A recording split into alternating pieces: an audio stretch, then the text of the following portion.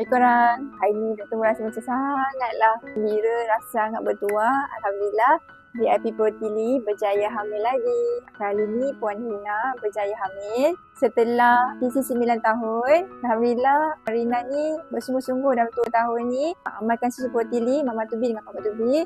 Akhirnya berjaya lekat juga dan kandungan sekarang dah 5 bulan. Walaupun pada waktu 2 tahun ni dah berjaya lekat tapi gugur, tak pernah give up, buat lagi dan akhirnya kali ni berjaya, Alhamdulillah kandungan pun okey. So korang, setiap daripada kita ni cerita kita beza-beza. Yang penting korang tak boleh rasa putus asa, korang kena terus berusaha.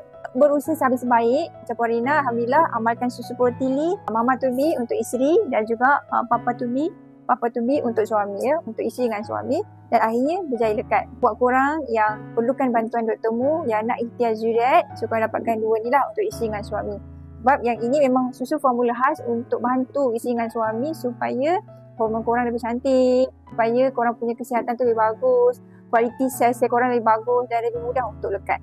Yang penting jangan putus asa, teruskan berusaha. Dr. Mu nak tengok korang semua berjaya dapat Zuriat sendiri yang sihat dan sempurna, insya-Allah. Good luck.